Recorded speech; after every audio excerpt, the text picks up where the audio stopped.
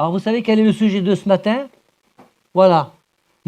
Christ, mon espoir ou mon espérance? Y a-t-il une différence? Alors, je vais d'abord vous poser une question ce matin.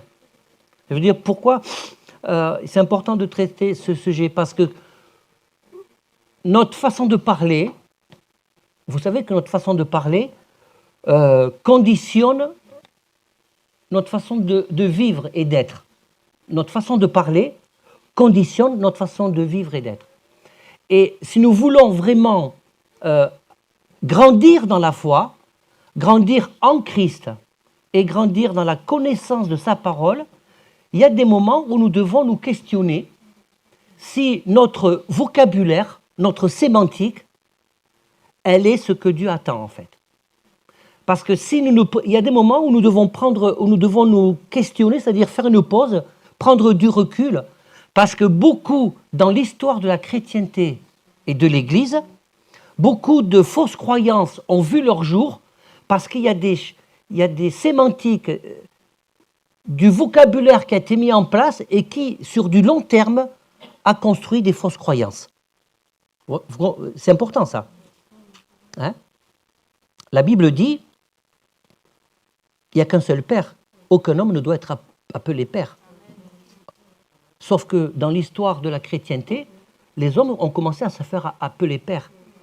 Donc dans la sémantique, ça conditionne les comportements, le rapport à l'autre, le rapport de la communion fraternelle.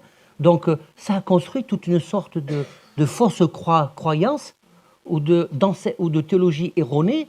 Et après, c'est compliqué de décrouter tout ça. Donc, Christ, mon espérance, même dans ce que le groupe de louanges chante, vous savez, nous sommes attentifs, autant que cela dépend de nous. On n'est pas non plus à se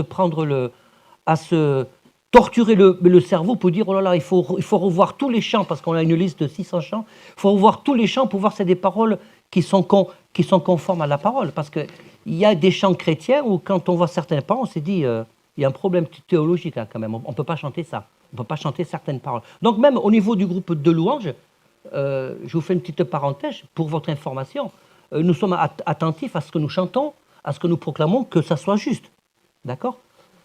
Par rapport à ce que nous enseignons ici aussi, ce que Bertie enseigne, ce que j'enseigne, ce que Clément commence à enseigner. Donc la question que je vous pose ce matin, on ne va pas débattre sur ça, puisque c'est moi qui vais débattre tout seul devant vous. Christ, qui dit que Christ est mon espoir? 1, 2. Eh bien, n'ayez pas peur, hein, on est en démocratie, hein, y a pas... Christ est mon espoir. D'accord? Et qui dit que Christ est mon espérance? Ah ouais, donc il y a la majorité. C'est comme à l'Assemblée nationale.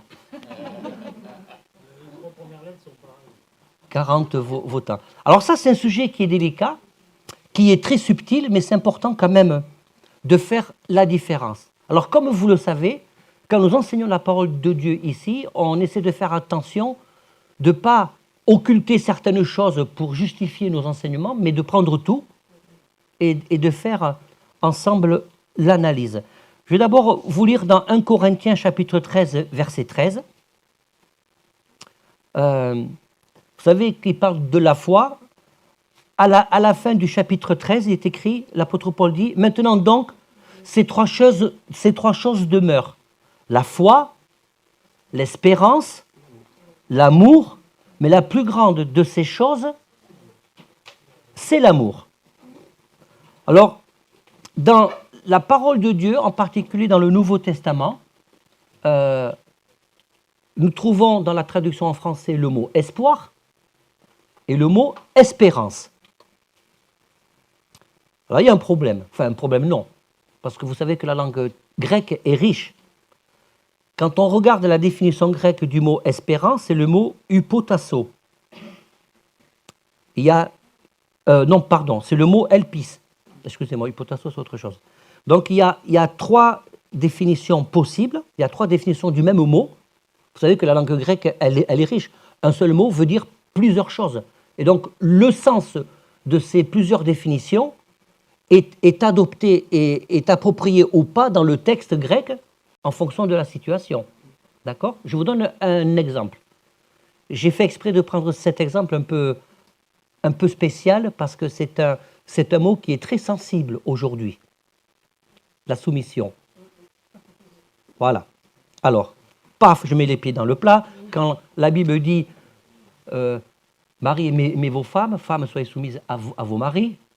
Donc, quand on regarde dans le dictionnaire français, ce n'est pas du tout la même définition que dans la parole de Dieu. Hein. Mais déjà, il faut le dire. Et le mot soumission, je vous donne un exemple pour vous expliquer un peu la subtilité et la complexité. C'est le mot hypotasso. Donc, il y a 6 définitions possibles. Il y a disposer sous, la subordination, soumettre, mettre volontairement en soumission, ça c'est un peu le totalitarisme, se soumettre volontairement, obéir, se soumettre au contrôle de quelqu'un, ça c'est pas bon, céder un avertissement, plier devant un avertissement, et il y a aussi le sens militaire, c'est le même mot, la soumission militaire en grec, c'est le même mot, c'est obéir, être soumis, être assujetti, répondre aux ordres. Et il y a une dernière définition, c'est une attitude volontaire donnée et coopérer. Assumer ses responsabilités, porter une charge. Participation. Donc c'est la participation, une attitude volontaire. Or, lorsque Dieu a créé, et j'en ai terminé parce que c'est important vous saurez pourquoi je dis ça, lorsque Dieu a créé l'homme et la femme, il les a créés égaux. Donc, il les a créés égaux en termes de valeurs. Différents, égaux. Chacun sa place. Il n'a pas créé la femme pour aider l'homme. La femme, elle n'est pas là pour aider l'homme. Elle est là pour coopérer. C'est pas pareil. Parce que si elle est là pour aider l'homme, à ce moment-là, à un moment donné, elle doit se soumettre d'une façon subordonnée. Lorsque j'aide quelqu'un, je lui suis subordonné. Un manœuvre, il est subordonné. Vous voyez, la femme n'est pas le manœuvre de l'homme. Dieu a créé l'homme et la femme. Et la femme a une importance primordiale dans la Bible, importante dans la Bible. D'accord ? C'est l'esprit de patriarcat, même qu'on retrouve dans la Bible, mais que Dieu n'a jamais voulu, en définitive, qui a fait que la femme, durant l'aube de l'humanité, n'avait pas la place que Dieu voulait qu'elle ait à l'origine. Vous voyez que c'est différent. Et en fonction du contexte biblique et de ce que nous connaissons de Dieu, c'est important d'attribuer la bonne signification au mot qui est employé dans le texte, qui est écrit dans un contexte bien particulier. Parce que si on ne fait pas ça, alors n'importe qui peut monter n'importe quelle théorie, même en prenant des versets de la Bible. Parce que c'est écrit dans la Bible, il n'y a point de Dieu aussi. C'est écrit, je vous sors un verset, c'est dans les psaumes, il n'y a pas de Dieu. Voilà, c'est écrit aussi ça, vous voyez. Donc, pour vous donner cet exemple-là, et le mot elpis, c'est le mot grec qui désigne l'espérance. Le problème, c'est que c'est le même mot qui désigne l'espoir. C'est un problème, ça. Alors, comment on fait avec ça? Et donc, toujours dans l'exemple que je vous ai donné, le mot elpis, ça veut dire, c'est le même mot qui est employé lorsqu'on attend un mal, lorsqu'on est dans l'attente d'une catastrophe qui va se produire, c'est le même mot. Lorsqu'on est dans la crainte, la crainte, c'est le même mot. C'est l'espérance d'un bien, de la possession d'un bien. Et c'est le même mot lorsque la Bible parle d'attente joyeuse et de confiance dans le salut éternel. C'est le même mot lorsque on espère quelque chose de meilleur pour chacun, pour sa propre vie, ou pour la possession de biens. C'est le même mot qui est employé lorsque l'espérance constitue le fondement d'une vie. C'est le même mot qui est employé lorsque espérance, espoir, lorsque une chose espérée. Alors, quelle est la définition de l'espérance? L'espérance, c'est une définition, c'est un sentiment de confiance en l'avenir, qui porte à attendre avec confiance la réalisation de ce qu'on désire. L'espoir, c'est le fait d'espérer, d'attendre la réalisation que quelque chose va se passer dans l'avenir, qui nous soit favorable, précis ou déterminé, que l'on souhaite ou que l'on désire. Alors, j'ai fait des recherches parce qu'il y a même vous vous rendez compte, il y a même les gens du monde font une différence entre le mot espoir et espérance. Et je vous donnerai tout à l'heure la définition, c'est très intéressant, philosophique de ces deux termes. Parce que on a tous une certaine philosophie. Notre façon de vivre, c'est une philosophie. D'accord? Il y en a qui ont une philosophie basée sur Christ ou pas. Voilà. Le mot philosophie n'est pas un gros mot dans le domaine chrétien. Ce n'est pas un gros mot.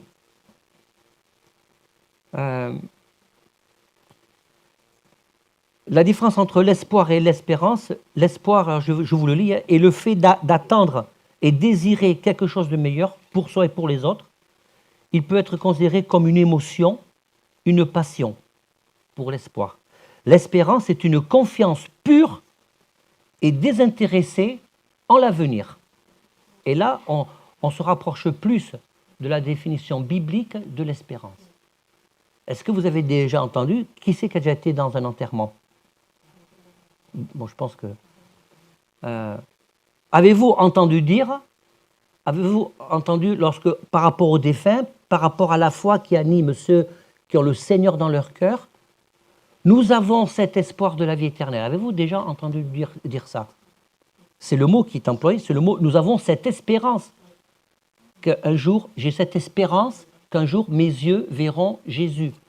L'espérance dans la parole de Dieu, dans le Nouveau Testament, est liée à la foi. Il y a à peu près entre 11 et 15 versets, lorsque le mot espoir est expliqué, donc ça rentre dans le cadre d'une définition de Elpis, lorsque le mot espoir est exprimé, c'est basé sur des rencontres humaines, sur des aspirations humaines, sur ce qui peut se passer hypothétiquement. Je vous donnerai les références tout à l'heure. Et lorsque le mot espérance dans le Nouveau Testament est employé, eh bien, il y a plus de 55 références liées à l'espérance et systématiquement liées à la foi en Christ, la foi en Dieu, la foi dans les promesses. Et c'est surtout lié, et beaucoup de choses sont liées par rapport à l'espérance de la vie éternelle. Parce que vous savez que le fondement de notre foi est l'espérance de la vie éternelle. Si je vous dis, frères et sœurs, vraiment, je suis dans l'espoir qu'un jour mes yeux verront Jésus, qu'est-ce qui se passe dans votre tête? Allez, je vous écoute. C'est que, ne parle pas tous en même temps, comme ça je répète. Ça peut ne pas se produire. Ça peut ne pas se produire. Tu n'es pas sûr. Je ne suis pas sûr. Qui dit mieux? Pareil. Pareil. Pareil aussi. Pareil que Ah oui. Ouais. Il y a un doute. Il y a un doute. Mais il y a un doute. Voilà. Si je vous dis, j'ai l'espoir que Jésus va répondre à mes prières, qu'il va me guérir. Pareil.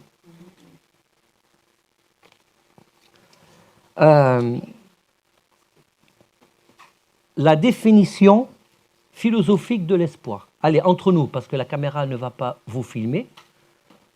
Moi, j'aime bien que les choses soient claires. Qui sait que ça gêne que j'emploie le mot que je vous donne une définition philosophique de l'espoir ou de l'espérance? Ça gêne quelqu'un ici? Non, l'ami de la sagesse. Bon, ok, très bien. Alors, de toute façon, si ça gênait quelqu'un, je l'aurais dit quand même. Mais je pose quand même la question, parce qu'après, on pourra débattre après le culte. Voyez? Qu'est-ce que l'espoir en philosophie? Alors, je vous le lis. L'espoir est une disposition de l'esprit. Alors, c'est des gens du monde, hein? D'accord? Ils ont réfléchi sur ça. L'espoir est une disposition de l'esprit humain reposant sur l'attente d'une situation meilleure à celle existante. Donc, j'espère, je suis dans l'espoir d'avoir une augmentation le mois prochain. Je suis dans l'espoir que je vais peut-être gagner au loto. L'espoir fait vivre, voilà. Un espoir différé rend le cœur malade. Ah, c'est bien ça. C'est de qui? C'est dans les proverbes, oui, d'accord. Ben, vous ne m'en voudrez pas de ne pas connaître les 120 les dizaines de chapitres par cœur des proverbes. Merci Nadège. Donc, je continue la définition philosophique. Considéré comme une émotion, voire une passion, l'espoir à ce titre opposé au désespoir. Donc, est-ce que mon assurance du salut, mon assurance de la vie en Christ, mon assurance de mon identité en Christ, mon assurance que Christ est en moi et que je vis en lui, est-ce que c'est le résultat de mon émotion et d'une passion? Donc maintenant, la définition philosophique du mot espérance, c'est un peu plus court. C'est une disposition de l'âme, intéressant ça, qui porte l'homme à considérer dans l'avenir un bien important qu'il désire et qu'il croit qui va se réaliser. Moi, je vis dans l'espérance de la vie éternelle. Pour ceux qui sont là depuis un certain temps, j'aime beaucoup ce chant, ce vieux chant, vous le connaissez? Je sais qu'un jour mes yeux verront Jésus. Vous voulez le chanter en a cappella avec moi? Allez, chiche. Je sais qu'un jour mes yeux verront Jésus. Je sais qu'un jour mes yeux verront Jésus.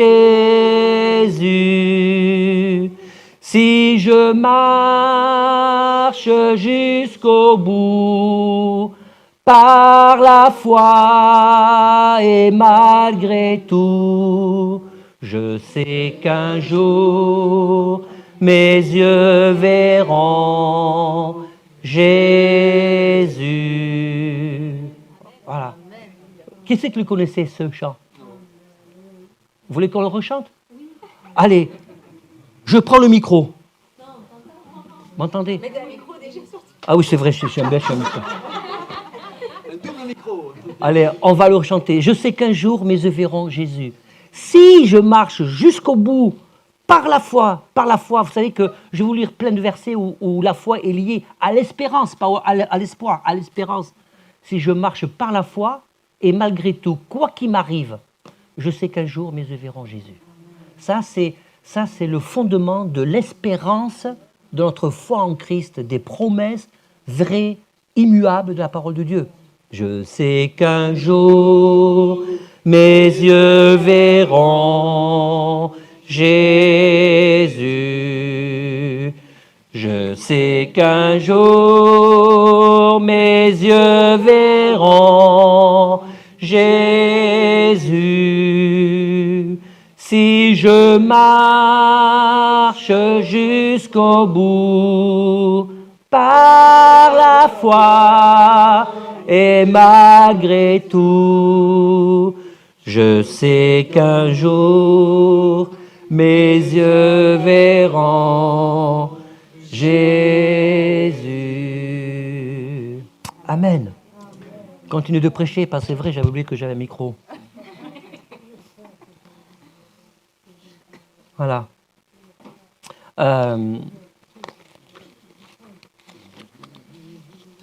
Vous avez dans 1 Pierre chapitre 1 verset 3, « Béni soit le Dieu », je vais vous le lire, parce qu'il y a beaucoup de versets, je vais vous les lire. « Béni soit le Dieu et Père de notre Seigneur Jésus-Christ, qui selon sa grande miséricorde nous a régénérés par une espérance vivante. » Est-ce que l'espoir, honnêtement, on peut considérer que l'espoir est vivant? Ça devient une espérance.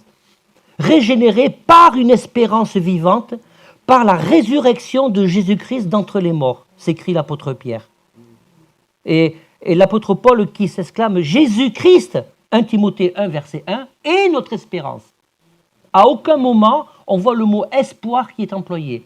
Même si c'est le terme grec, même si c'est le même mot du terme grec, c'est-à-dire le mot elpisis, donc là, quand il dit « Jésus-Christ est notre espérance », donc c'est que Jésus-Christ est notre fondement. Jésus-Christ, c'est notre attente joyeuse dans le salut éternel. C'est la définition de LP6. C'est pas Jésus-Christ est dans l'attente d'un mal, une crainte, un espoir de quelque chose qui va se passer. Non. Même si c'est le même mot LP6, c'est Jésus-Christ et notre espérance. Parce que l'espérance, elle est basée sur cette notion de l'éternité, de quelque chose de vrai, d'immuable, qui ne change pas. Et pourquoi l'espérance est liée à la foi? Parce que la définition de la foi, c'est la démonstration de quelque chose qu'on ne voit pas et qui va se produire, schématiquement. D'accord? Et l'espérance, c'est la même chose, ce n'est pas l'espoir. Mais l'espoir, c'est hypothétique, c'est lié à l'hypothétique ou à l'hypothèse. Tandis que l'espérance, c'est fondamentalement lié à la foi parce qu'on sait que ça va se produire. Ça, ce n'est pas encore produit, mais on sait que ça va se produire dans un avenir proche. Alors que l'espoir, c'est l'attente de quelque chose plus dans le moment présent pour améliorer notre quotidien. Donc si tu vis en Christ et que tu places ton espoir en Christ, ça veut dire que, est-ce que ça voudrait dire que ta foi, elle est basée uniquement sur ce que Christ t'apporte dans ton quotidien là maintenant? Matériellement, spirituellement? Ou est-ce que ta foi, elle est basée sur ce que tu vas vivre demain et après-demain parce que tu sais que Christ aura le dernier mot dans ta vie? Ma foi, elle n'est pas... Merci Seigneur pour le travail que j'ai dans la vie séculière. J'ai un travail séculier. Merci Seigneur parce que je travaille dans de bonnes conditions. Mais si ce n'était pas le cas, je ferais pareil. Dans mon exercice du ministère, j'ai eu prêcher l'évangile dans des conditions spirituelles et psychologiques très difficiles par rapport aux épreuves. Et je n'ai pas lié mon ministère à ce que Dieu pouvait me faire vivre parce que je suis pasteur. Un jour, on m'a dit, c'est pas normal, tu es un serviteur de Dieu, tu sers le Seigneur honnêtement de tout ton cœur et par rapport à ce qui t'arrive. Alors je vous dis, je dis ça parce que entre 96 et 2000, j'avais une petite entreprise individuelle que j'ai dû arrêter. Ça ne s'est pas bien passé. Et j'avais 5 cabinets d'huissiers sur le dos. J'allais tout me faire saisir. Et tout le dimanche, il fallait que je prêche que Dieu est bon et que Dieu pourvoit. Bien, je l'ai fait quand même parce que j'ai placé mon espérance en Christ, pas mon espoir. Si j'avais placé mon espoir en Christ, c'est que j'espérais que ça allait bien se passer. Que ça se passait bien ou pas. Et une personne m'a dit, c'est pas normal tout ce que tu fais en tant que pasteur. Aujourd'hui, je peux dire avec le recul, à l'époque, je ne savais même pas quoi répondre, vous voyez. Aujourd'hui, je me suis dit, mais une personne qui parle comme ça, elle a rien compris de ce qu'est vraiment l'espérance et la foi en Christ. Elle n'a pas compris. Nous prenons un peu du recul. Vous savez, quand on ne prend pas du recul, schématiquement, c'est qu'on a l'œil porté sur une lorgnette d'une serrure. Quand tu ne sais pas prendre du recul, c'est que tu as l'œil planté dans la lorgnette d'une serrure. Donc, tu ne vois pas ce qui se passe autour de toi. Mais prendre du recul, ça permet de voir les choses différemment, d'avoir une vision mais différente de ce qui nous entoure. La première chose. Parce que déposer ses fardeaux au pied de la croix, c'est une façon de prendre du recul sur sa vie. Parce que si j'ai mon fardeau, je ne peux pas prendre du recul. Mais c'est trop lourd. Vous imaginez, j'ai un sac de 40 kilos. Si je prends du recul avec mon sac, je risque de tomber à la renverse. Hein? J'ai vu une vidéo très drôle sur Internet où quelqu'un qui soulevait un gros sac poubelle a fait ça et puis il est tombé les 4 fers en l'air. C'était très marrant. J'étais mort de rire. Mais voyez, même si je le dis avec un certain humour, c'est tout à fait ça quand on se présente à la croix devant le Seigneur. Avec mon sac chargé, je le dépose et je peux reculer, je peux prendre du recul et avoir une vision différente sur ce qui m'entoure. Vous savez que le ressenti n'est pas la foi. Le ressenti n'est pas la foi. La passion, les émotions n'est pas la foi. Donc si l'espoir est lié à la passion et aux émotions, ce n'est pas la foi. C'est une foi mal placée, fragile.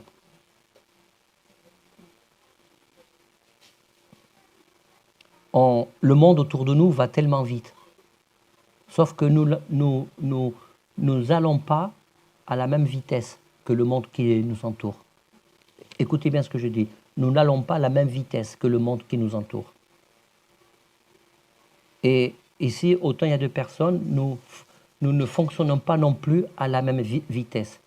Ce qui veut dire, c'est la raison pour laquelle nous avons une perception différente, chacun, d'une même situation, en fonction de nos propres vitesses et de nos propres raisonnements.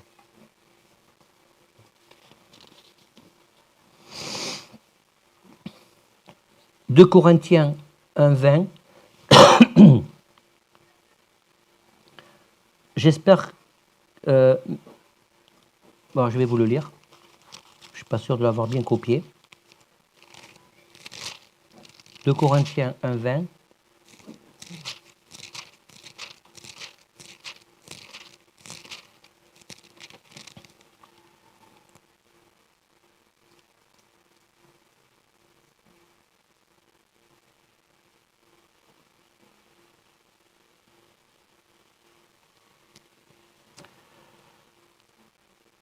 Ah, je suis 1 Corinthiens, ben, décidément. Voilà, 2 Corinthiens 1, 20.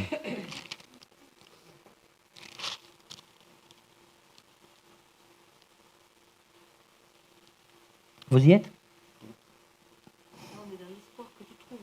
Vous êtes dans l'espoir? Vous êtes dans l'espoir que je trouve.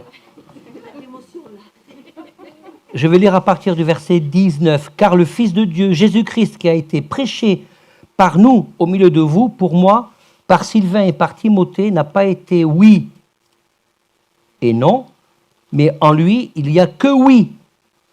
Car pour ce qui concerne toutes les promesses de Dieu, c'est en lui que le oui, c'est pourquoi encore l'amen par lui est prononcé pour nous à la gloire de Dieu. » Et ce verset-là, ce n'est pas un verset d'espoir, c'est un verset d'espérance.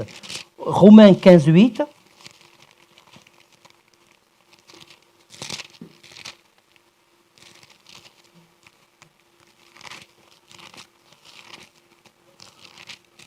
Romains 15, 8. Allez, j'ai bon espoir de le trouver. Je dis en effet que Christ a été serviteur des circoncis pour prouver la véracité de Dieu en confirmant les promesses faites au Père, tandis que les païens glorifient Dieu à cause de sa miséricorde, ce que lorsqu'il est écrit. C'est pourquoi je te louerai parmi les nations, je chanterai à la gloire de ton nom. Il dit encore, nations, réjouissez-vous avec son peuple. Et encore, louez le Seigneur avec toutes les nations, célébrez-le de tout votre cœur. Je dis en effet, Christ a été serviteur des circoncis pour prouver la véracité de Dieu. Ça veut dire que j'ai cette espérance en Christ, que tout ce que Christ dit, tout ce que Christ veut pour nous, j'ai cette espérance, c'est que c'est pour notre bien. Je n'ai pas l'espoir que c'est pour notre bien. Je place mon espérance en Christ parce qu'il veut mon bien. Et quand je vous ai parlé tout à l'heure de prendre du recul pour sortir nos yeux de la lorgnette, c'est parce que lorsque nous subissons des difficultés dans nos vies, des conflits dans nos vies, on ne peut pas, si je ne prends pas du recul à déposer tout au pied de la croix, je ne peux pas, même si je le sais intellectuellement, je ne peux pas percevoir ce que Jésus veut faire vraiment avec moi. Si je vous dis, si je place mon espérance en Christ, ça veut dire que je crois par la foi qu'il veut le meilleur pour moi. Oui? Alors c'est facile, mais de dire oui. Mais est-ce qu'on peut dire oui en même temps que je suis dans une situation où je ne vois rien de meilleur pour moi? Et pourtant, la Bible m'enseigne que mon espérance en Christ doit m'amener à croire que quand même il veut le meilleur pour moi. Alors c'est la méthode Coué. C'est facile de dire il veut le meilleur pour moi quand il n'y a pas de problème particulier. Je ne parle pas des petits bobos de la vie, des contrariétés. Lui, il m'a parlé mal, lui, il m'a regardé de travers. Ça, on s'en fout. Je parle de mourir à soi-même. De mourir à soi-même. Si tu places ton espérance en Christ, tu peux, de facto, tu te places dans le chemin où tu vas déjà mourir, commencer à mourir à toi-même, parce que mon espérance en Christ fait qu'il veut le meilleur pour moi.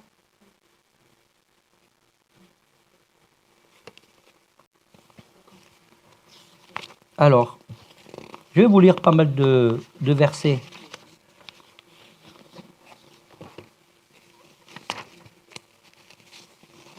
Voilà. Philémon 1, 20, 22. L'apôtre Paul qui disait « En même temps, prépare-moi une chambre, j'ai bon espoir de vous être rendu bientôt. » C'est pas de l'espérance.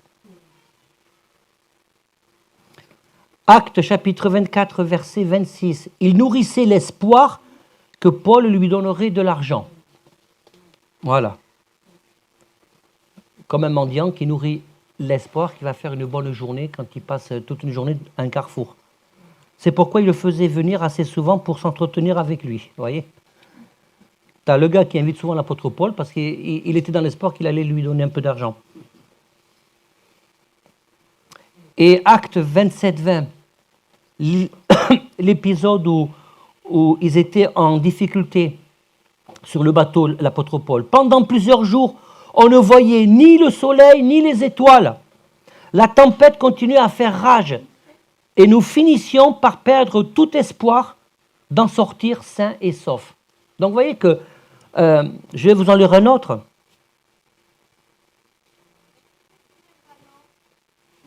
« 2 Corinthiens 10, 15. Nous n'avons pas donc une fierté démesurée comme si nous nous vantions d'un travail accompli par d'autres. Au contraire, nous gardons l'espoir qu'avec le progrès de votre foi, votre œuvre grandira de plus en plus parmi vous dans les limites de votre champ d'action. » Lorsque vous regardez les Corinthiens, l'apôtre Paul ne pouvait pas parler d'espoir, mais d'espérance. Il ne pouvait parler que d'espoir parce qu'il était confronté à la difficulté humaine, au péché des chrétiens qui faisaient partie de cette Église.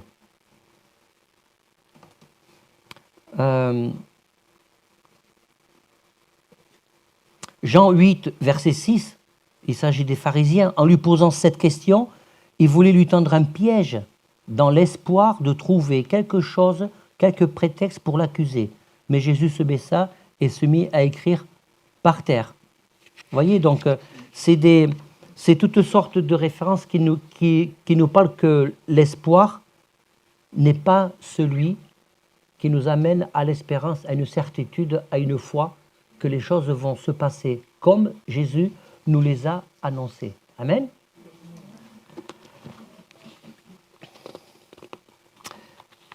Je pense que j'avais imprimé tous les versets qui parlent de l'espérance. Et en fait,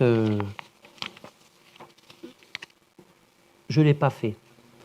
Le verset qui est le plus fort pour moi, c'est 1 Corinthiens 13. Maintenant donc, ces trois choses demeurent. La foi, l'espérance, l'amour. Mais la plus grande chose, c'est l'amour.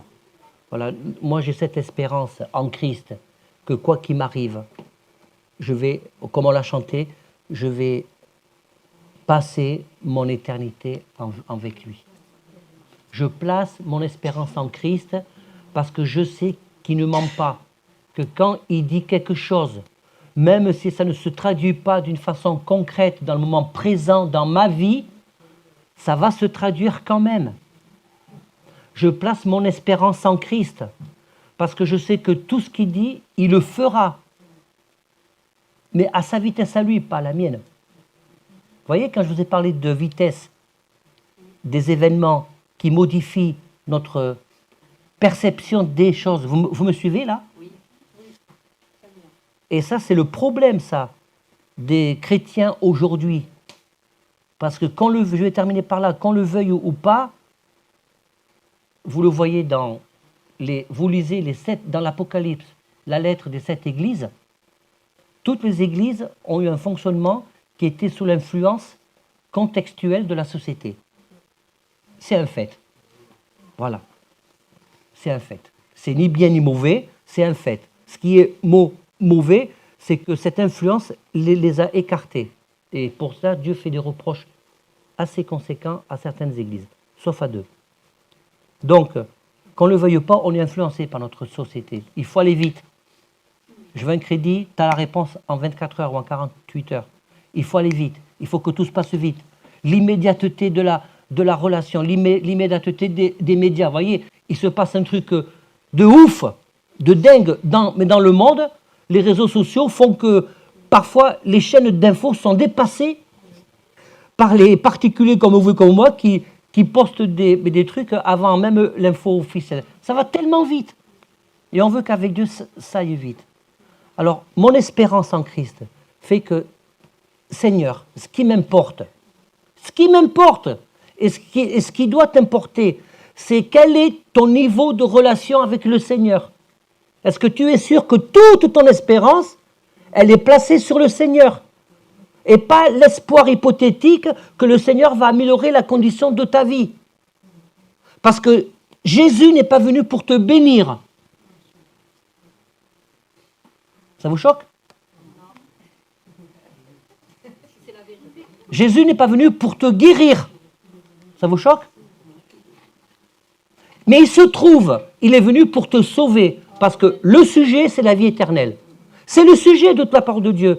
Genèse 3,15, lorsque Dieu a parlé après la chute, il a posé les fondements du plan du salut. Il est venu pour nous sauver. Parce que si c'est la base fondamentale de toute la parole de Dieu. Et l'espérance, pas l'espoir, c'est pas l'espoir du salut. L'espérance de ce salut doit être une fondation, base solide, ancrée, qui gère notre relation avec le Seigneur. Alors oui, Jésus guérit, je crois et je confesse, puisque le don de guérison fait partie des dons que Dieu donne. D'accord? Jean 3,16, car Dieu a tant aimé le monde. Vous êtes d'accord avec moi? Enfin, c'est Jean 3,16, c'est la pierre angulaire pour moi du message, du plan du salut de Dieu. Car Dieu a tant aimé le monde qu'il a donné son Fils unique afin que quiconque croit ne périsse pas, mais qu'il ait la vie éternelle. C'est pas écrit afin que quiconque croit soit guéri ou parle en langue ou ait le don de prophétie. C'est pas écrit tout ça. Ce que Dieu donne en plus, tout ce qui est don pour édifier l'Église, pour nous conduire sur le chemin, tout ce qui est guérison pour améliorer notre quotidien. Parce que la guérison fait partie aussi d'un cheminement de foi qui nous permet de consolider notre foi. Mais si ta foi, elle est basée que sur ta guérison, elle n'est pas basée sur Christ. Vous comprenez pourquoi je dis que Christ n'est pas venu pour nous guérir, il est venu pour nous sauver, pour que nous placions notre espérance en lui. Mais bien sûr que je crois que Christ guérit aujourd'hui par l'imposition des mains. Vous comprenez ce que je veux dire? C'est juste mettre les choses à leur place. Vous savez, je vais terminer par là pour de vrai. Bon, vous me connaissez, c'est pas grave. Comment je vais dire ça? J'ai eu l'occasion dans mes fonctions en marge de mon ministère pastoral, de rencontrer une personne politique. Et on parlait de faits de société. Et puis je lui ai sorti un truc comme ça, parce qu'il me posait des questions par rapport au protestantisme, etc. Et je lui ai dit, vous savez, pour que les choses fonctionnent bien, il faut que chacun reste à sa place. Le religieux, c'est le religieux. Le religieux ne fait pas de politique. Le religieux n'a pas à faire de politique. Le politique n'a pas à se mêler du religieux et à valider tel ou tel fait dans le religieux. Chacun doit rester à sa place dans la société. Et dans une société où chacun, dans ses prérogatives et ses fonctions et ses responsabilités, reste à sa place, toute la machine fonctionne bien. Et quand je me suis entendu dire ça, je me suis dit, c'est pareil dans l'Église. C'est pour ça que Dieu a donné des dons, voilà, à chacun. C'est pour ça que Dieu, il a eu l'immense sagesse c'est Dieu qui qualifie. C'est Dieu qui donne. Et il donne en fonction de la foi que nous avons. Parce que c'est Dieu qui dispense à chacun de nous des degrés de foi différents. Et comme c'est Dieu qui donne tout ce qui est foi et tout ce qui est don, c'est, si vous voulez, c'est comme un vaccin qui empêche la jalousie et la rancœur de gangréner au milieu du peuple de Dieu. Parce que ce que Dieu m'a donné, c'est pas moi qui l'ai pris pour me placer au-dessus des hommes. J'ai choisi juste d'obéir.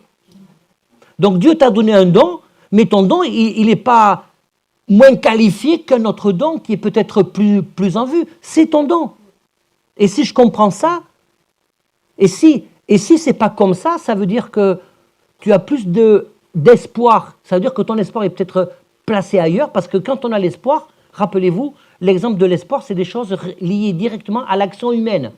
Donc j'ai l'espoir d'évoluer. C'est pas mal en soi, d'accord, mais j'ai l'espoir d'évoluer, de faire mieux que l'autre. Non. J'ai l'espérance en Christ. J'ai l'espérance en Christ. Et ça, je vous assure, ça, réfléchissez à ça, ça assainit vraiment toutes les relations dans l'Église et notre relation avec le Seigneur. Amen. Seigneur Jésus, que ta parole puisse travailler chacun de nos cœurs. Je prie, Seigneur, pour toutes les personnes qui sont là et pour moi-même. Je prie pour que chaque personne puisse trouver le temps d'ouvrir ta parole, de se plonger dans ta parole. Amen.